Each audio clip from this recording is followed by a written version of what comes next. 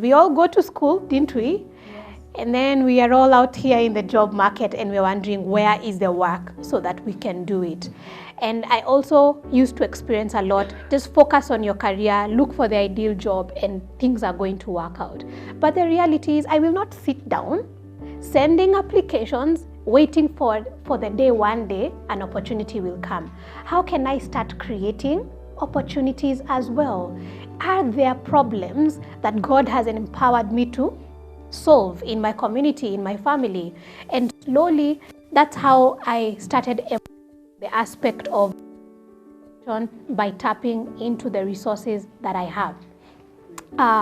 One thing I have to mention as well is something that really inspired me a few years ago when I learned the aspect of multi-dimensional living. Yeah, you remember how God is an amazing creator, but He didn't create us with just one.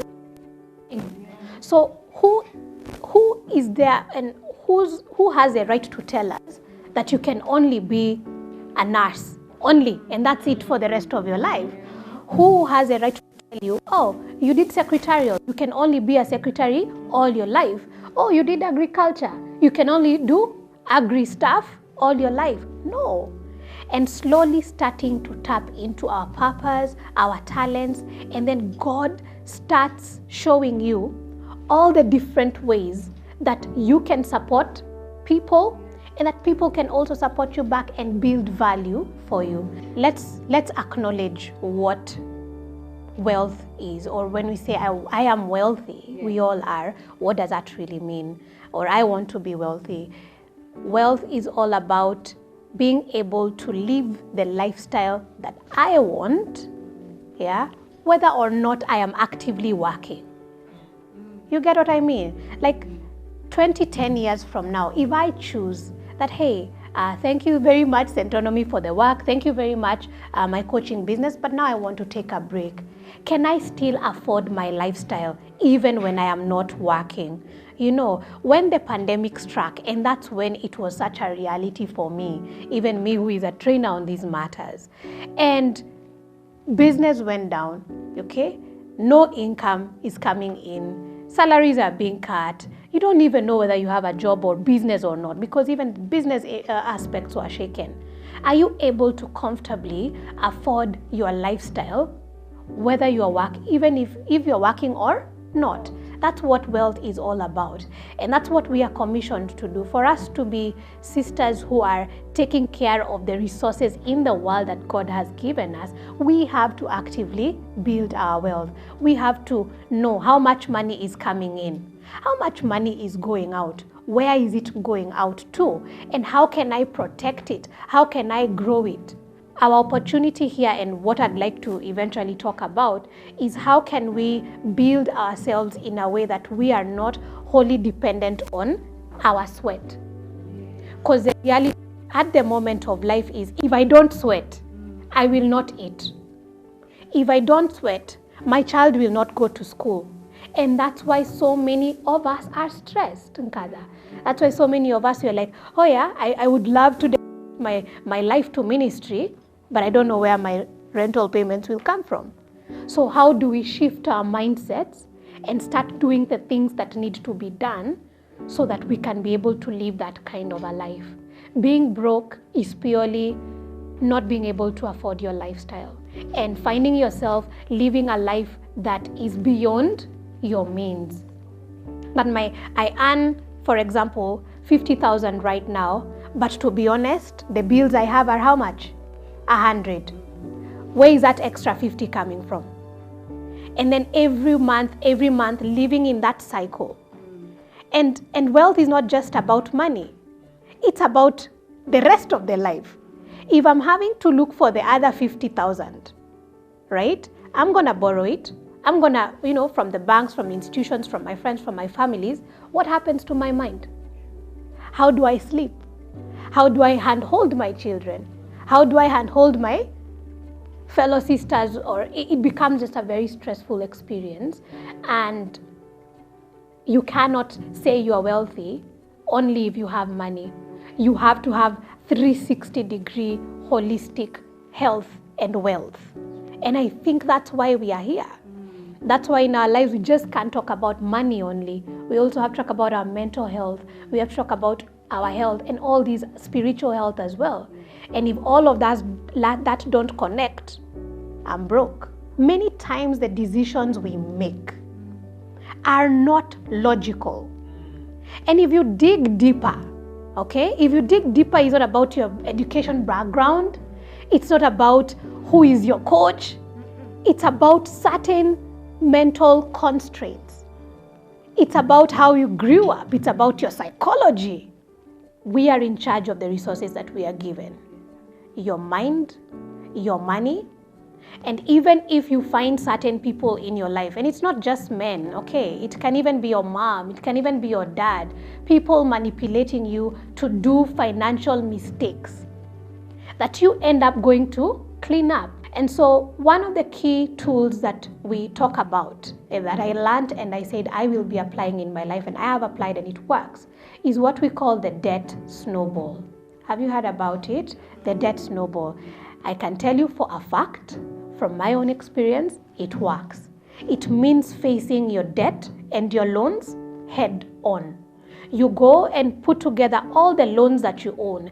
Oh, and not just to financial institutions, also to people. If you borrowed your sister, your friend, your colleague, you write all of them down.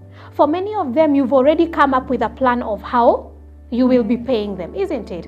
Especially for the formal financial institutions. You've already agreed, I'll be paying you $2,000 or 20,000 shillings every month, whatever you decide.